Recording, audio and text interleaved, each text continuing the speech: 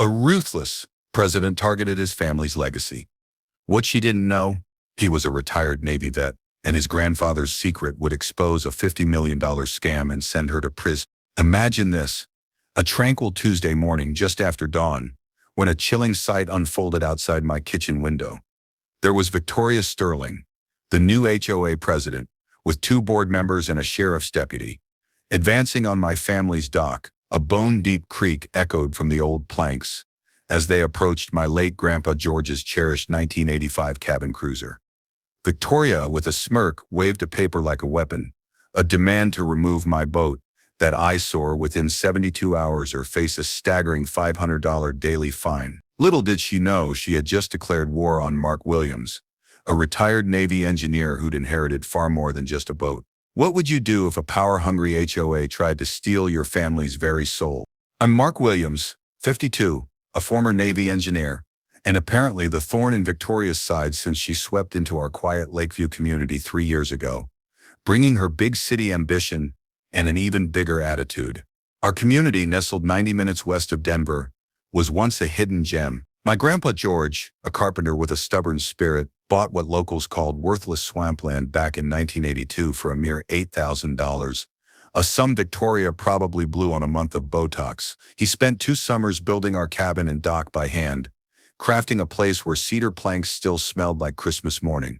It was a community of folks who worked with their hands, kids who baited their own hooks, and neighbors who helped without a second thought. But everything changed when Victoria arrived, a real estate agent and HOA president, the kind who'd make her pool boy sign an NDA. The first time we met, she stood in my driveway, reeking of lavender, pointing at Grandpa's boat as if it were roadkill. "That eyesore," she declared, "is plummeting comet values." I calmly presented the boat's current registration, the dock permits legal since 1983, and all surveys filed with Jefferson County. "I don't care about your paperwork," she shrieked, actually stamping her foot like a spoiled child. "We have community standards." That's when I knew this wasn't about the boat. She was testing the waters, pushing to see how far she could exploit the original families. Her plan was clear. Formed in 2018 with Denver transplants who saw only dollar signs, the HOA aimed to force us to sell cheap, then flip properties to wealthy newcomers. My boat was just the beginning. Other longtime families faced similar absurd notices.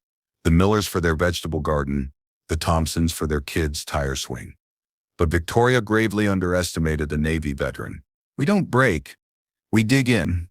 And when someone tries to steal what our grandfathers built with their own hands, we fight back with everything we have. That boat isn't just transportation, it's a living piece of family history." Grandpa's lures are still in the tackle boxes.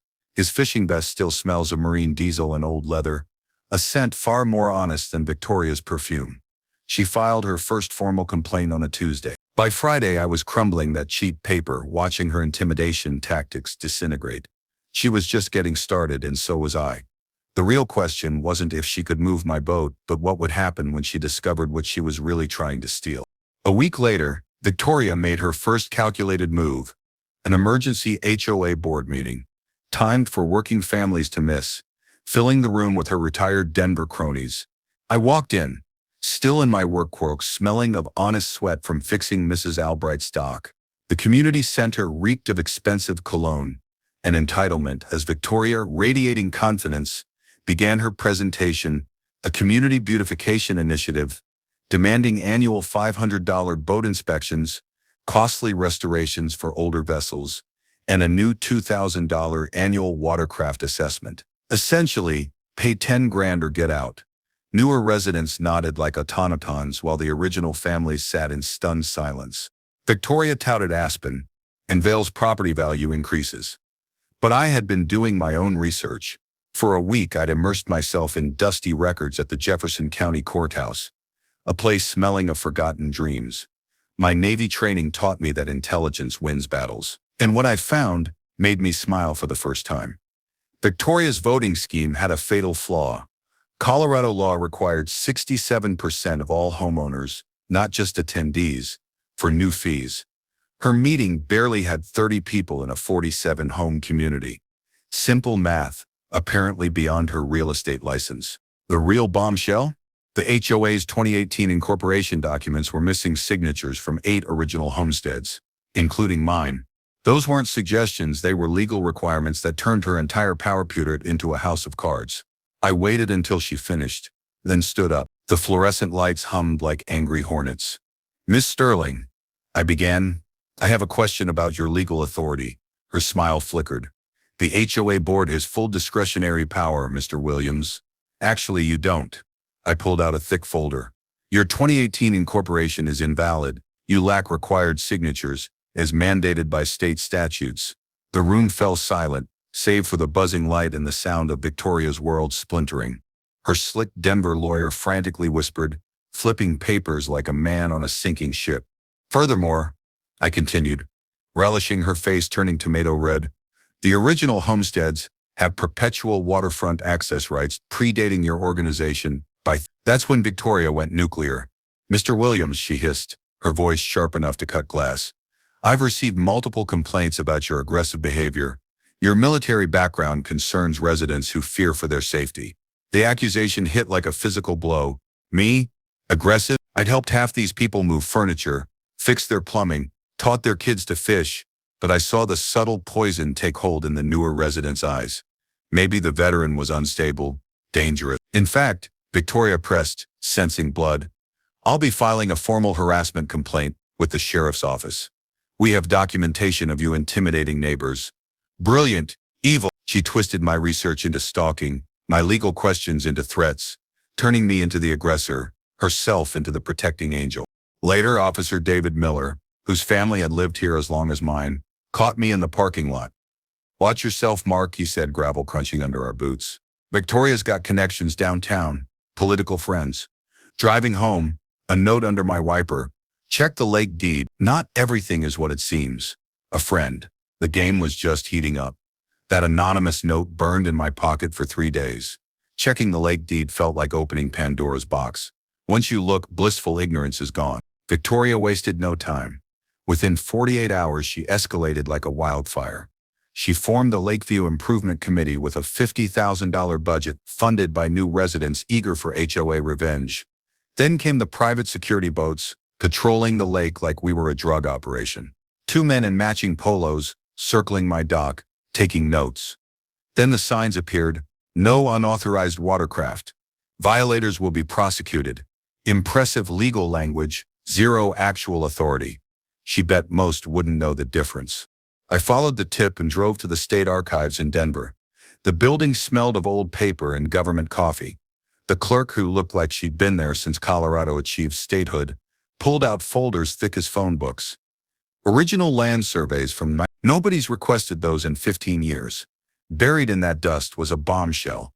My Navy days taught me property disputes hinge on the oldest, most accurate documents. GPS had revealed thousands of boundary errors from the pre-satellite era, sometimes shifting lines by hundreds of feet. What I found would have made Victoria faint. The 1981 survey showed Lakeview's boundaries were wrongly recorded after 1983. Modern GPS revealed what everyone thought was one large lake was actually 2, divided by an underwater ridge. Lakeview North, where Victoria planned her fancy marina, and Lakeview South, a smaller, pristine body of water that, according to the deed, Grandpa George hadn't just bought lakefront property on. He'd bought the entire damn thing. All water rights, mineral rights, and access easements for Lakeview South. Grandpa George wasn't just smart, he was a visionary, knowing water in Colorado was liquid gold.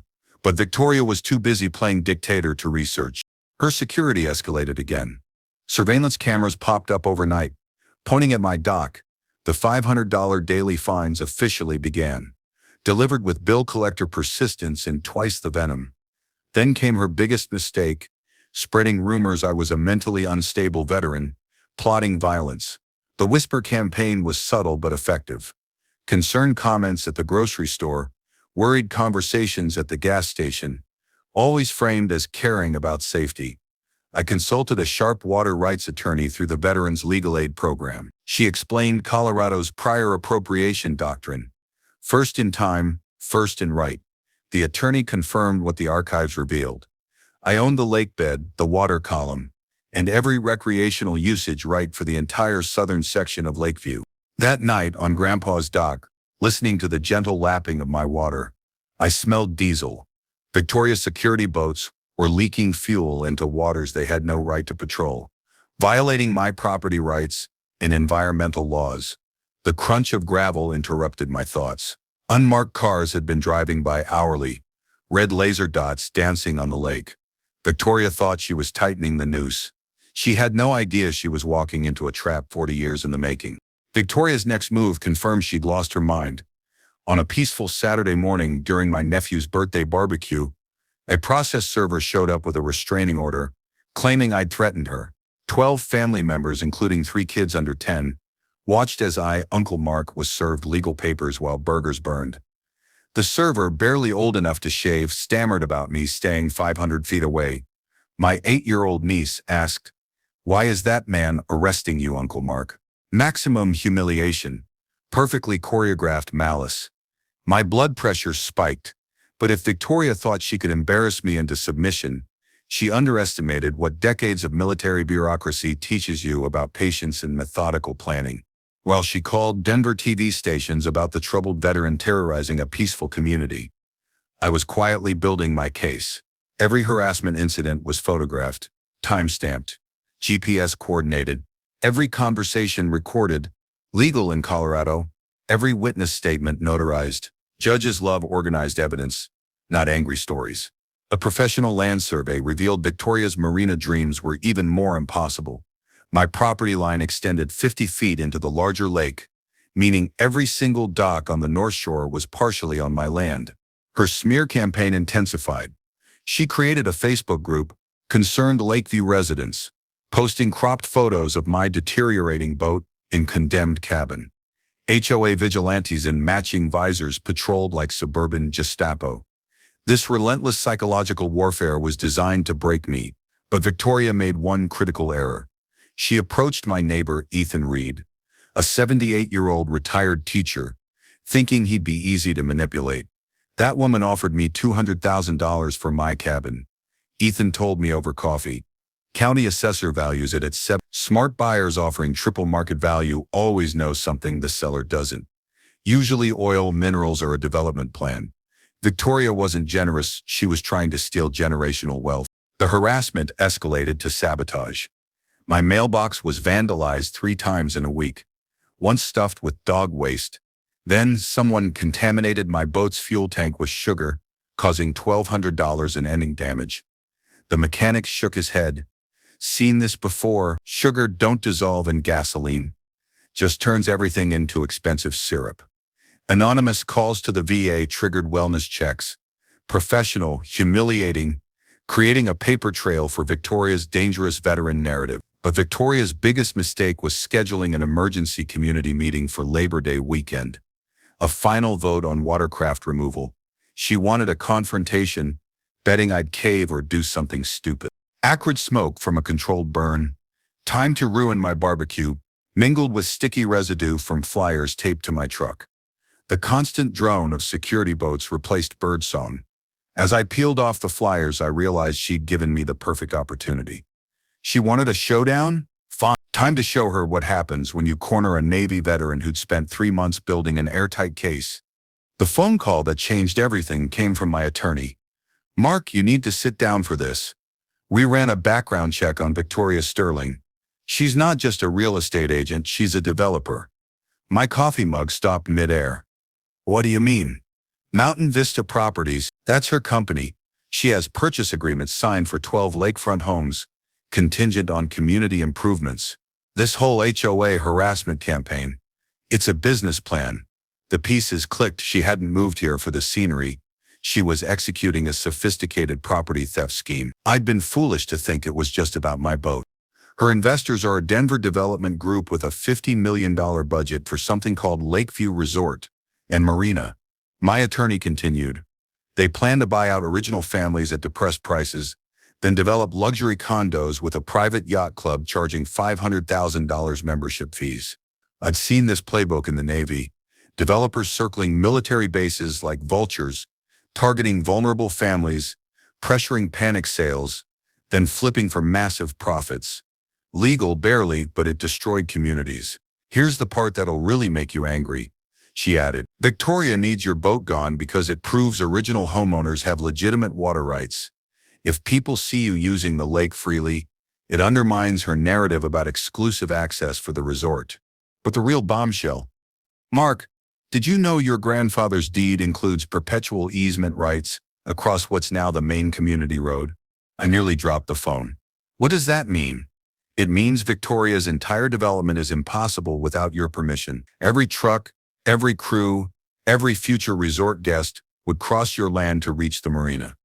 You don't just own the lake, you own the only legal access road. Victoria's desperation made perfect sense. She wasn't removing an eyesore, she was eliminating the single biggest threat to a $50 million deal.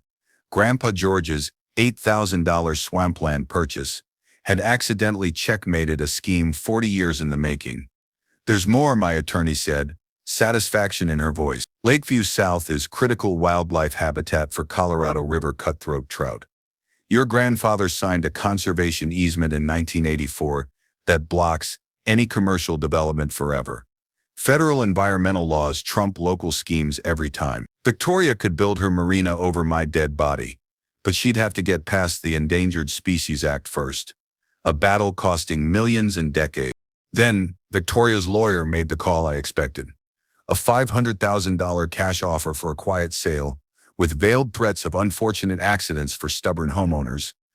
48 hours to decide, he said, before the community takes matters into their own hands. I hung up and walked to my dock, gazing at my water, protected by laws Victoria never researched. The morning sun turned the lake to liquid gold. Victoria Sterling had made the biggest mistake of her scheming life. She'd threatened a Navy veteran who now knew exactly what she was trying to steal. Time to show her what real strategy looked like. My war room in Grandpa's cabin looked like a military intelligence operation, if one operated out of a wood-paneled living room smelling of pine and 40 years of honest living. 3 tables covered with documents, maps, environmental reports, and a timeline of harassment that would make a federal prosecutor weep. My legal aid attorney connected me with an environmental law clinic at the University of Colorado. Suddenly, I had a team of eager law students treating Victoria's scheme as their personal crusade against corporate greed. Rebecca Sanchez, the lead attorney, a sharp woman who'd fought water rights cases for 15 years, laid out our strategy like a surgeon. We don't just want to stop Victoria, she said. We want to destroy her entire operation so thoroughly that no developer will ever try this again. First, an underwater archaeological survey. Law students with unlimited time find what professionals miss. The lake bottom held artifacts from a 300-year-old Ute fishing camp, triggering federal archaeological protection. Victoria's marina plans became as legal as building a casino in Yellowstone. I'd learned in the Navy that environmental regulations are icebergs.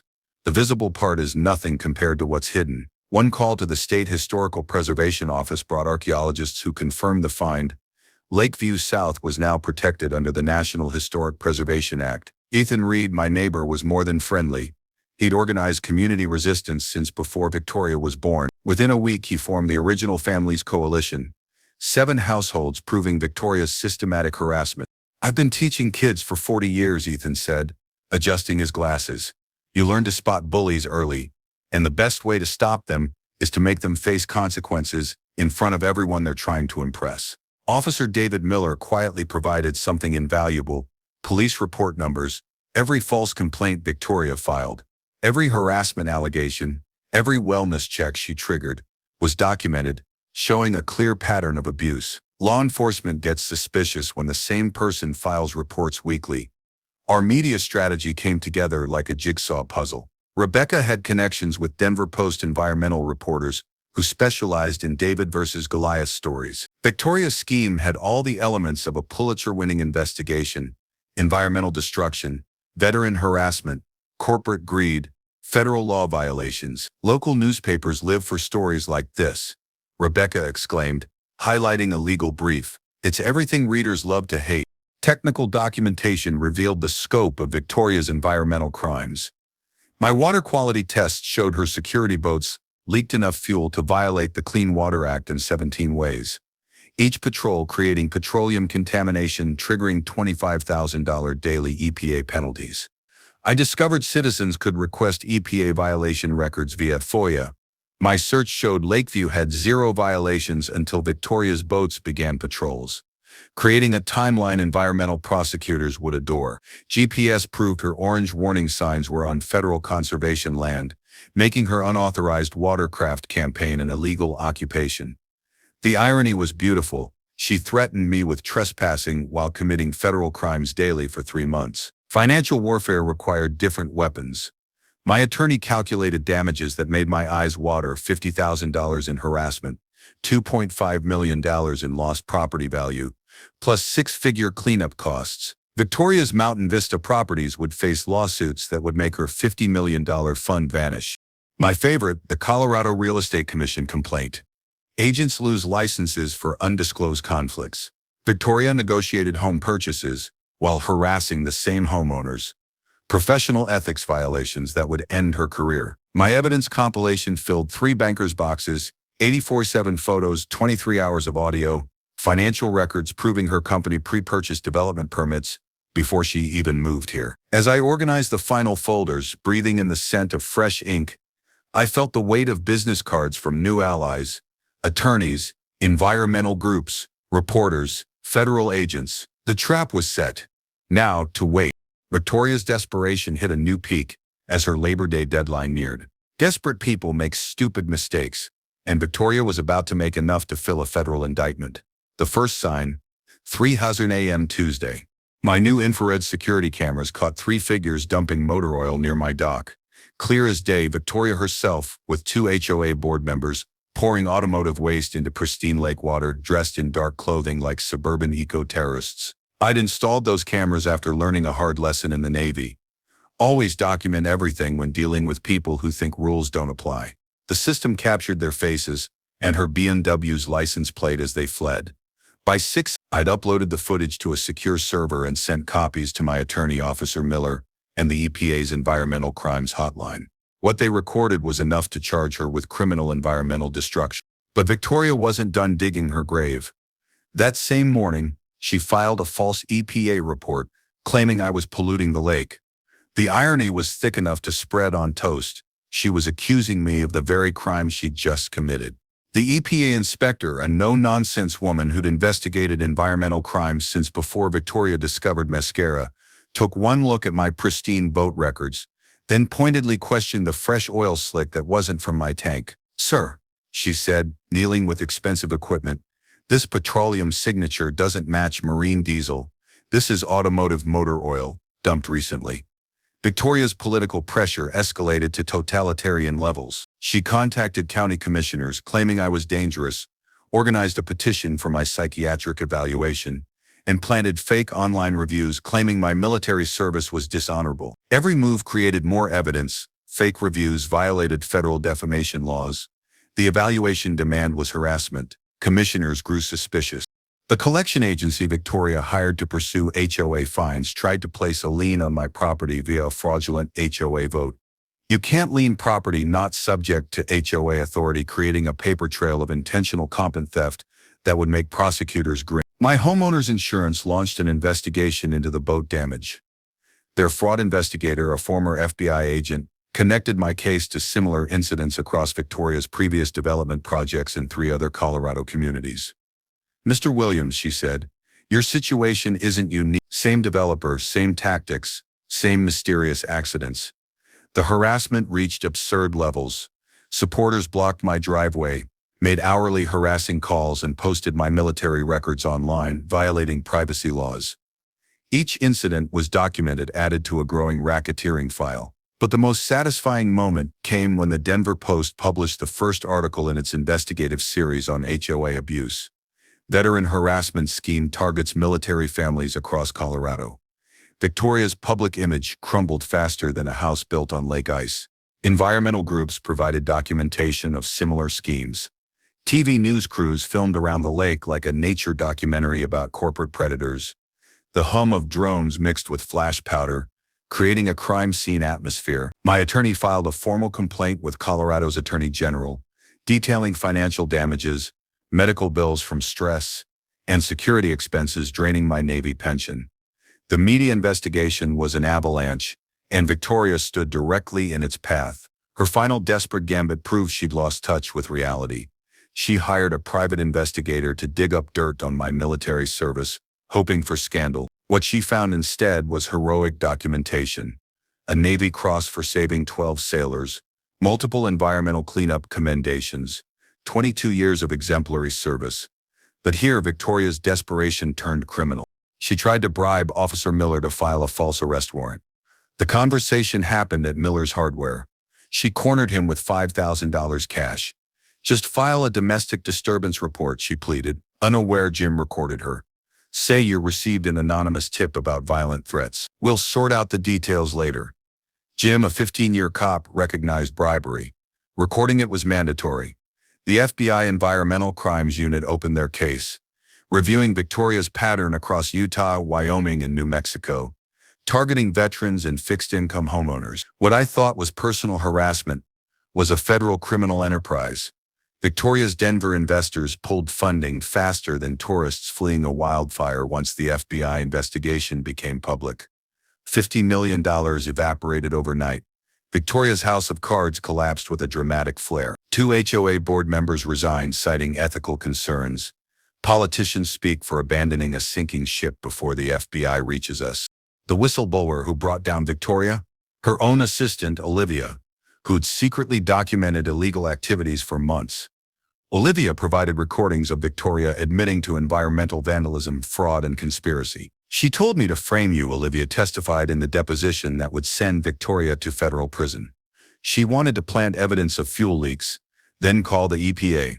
When I refused, she threatened to fire me and ruin my career." National media picked up the story like sharks sensing blood. HOA harassment of war hero became a cable news sensation.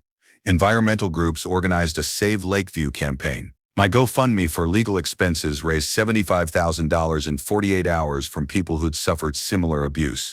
Victoria's alliance crumbled. The security company stopped patrols, the collection agency backed off. Even her Denver lawyer quietly withdrew. In her final act, Victoria confronted me at Miller's Hardware, her face twisted with rage. "This is all your fault," she screamed. "You could have just moved your stupid boat, but you had to ruin everything." Store customers and security cameras captured her threatening physical violence. That night, someone spray-painted "Traitor" across my truck. The store footage showed Victoria's BMW arriving at 2. This provided enough evidence for vandalism charges, violating her bail.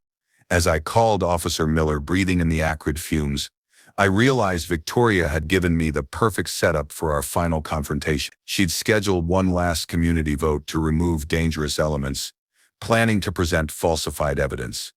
Fine by me. Time to end this once and for all. The Lakeview Community Center had never seen such a circus on Labor Day evening. 200 people crammed into a space for 50, with news cameras, environmental reporters, and federal agents observing like silent sentinels. Victoria had no idea she was walking into her own execution. She'd spent the week preparing her final victory presentation, complete with falsified water quality reports and staged photos. She actually believed she could lie her way out of federal charges while FBI agents took notes 6 feet away. I sat in the front row with my legal team, watching her set up her PowerPoint projecting confidence. The screen flickered, protecting our community, final actions against environmental threats. "Ladies and gentlemen," Victoria announced dramatically, "tonight, we vote to permanently remove the environmental hazard." She clicked to her first fabricated photo, Grandpa's boat with digitally added oil stains. Oppressive, but she'd photoshopped pollution into my water, not the community's. "As you can see," she continued, her laser pointer trembling, "this vessel has been leaking petroleum products."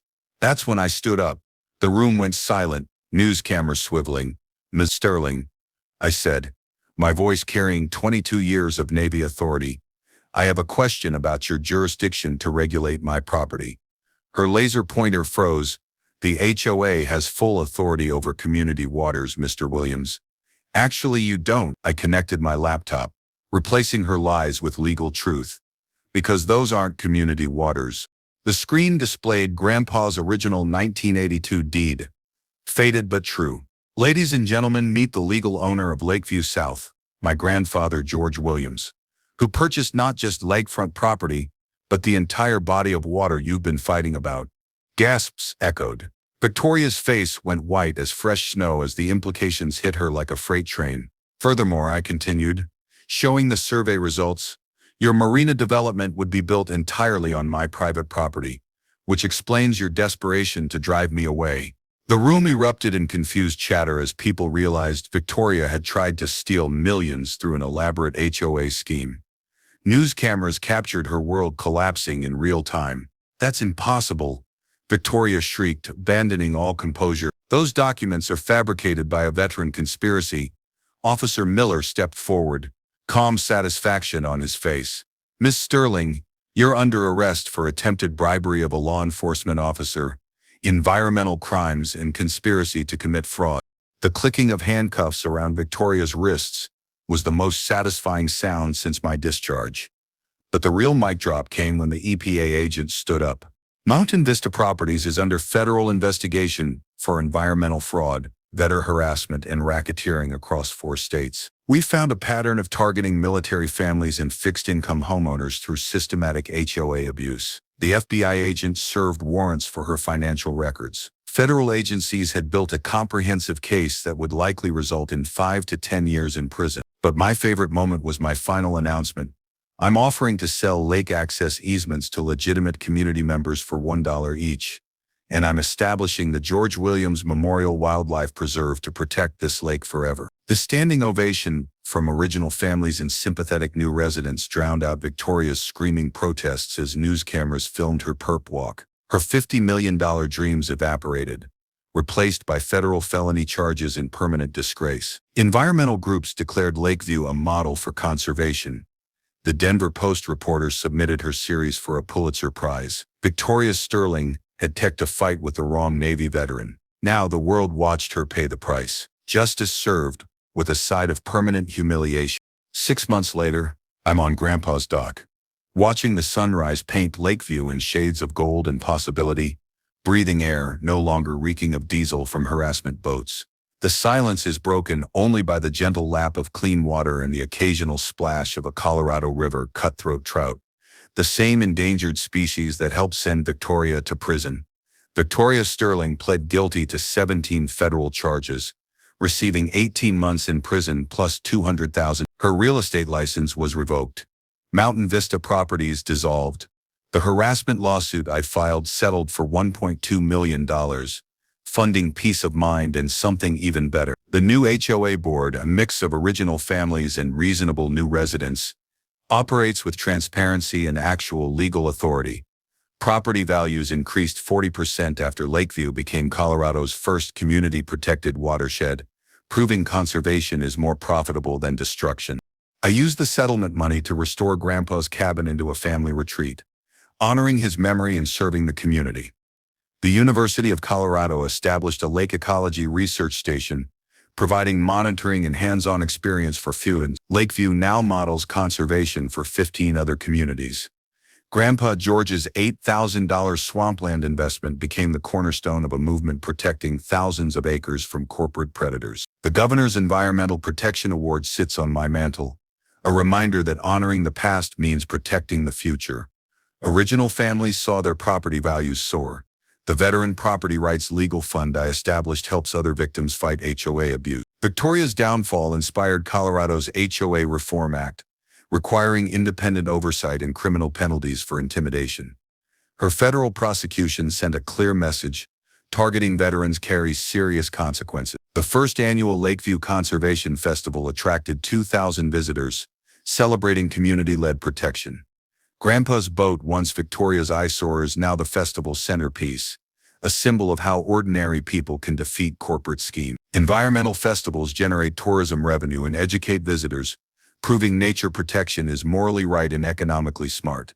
Teaching weekend workshops on property rights is my retirement passion, helping homeowners understand what they own before bullies try to steal it. Every successful defense makes the next Victoria think twice. The peace I've found through environmental education feels like Grandpa's intended reward. His worthless swampland protecting not just our legacy but an entire ecosystem for generations, who will never know Victoria Sterling's name. Last week I received a letter from a veteran in Montana whose HOA is trying to steal his solar panels. Some people never learn, but that's fine by me. Time to make another phone call. What's your worst HOA nightmare? Your story might be next. We love seeing justice served to petty tyrants who forget Americans don't surrender family property without a fight.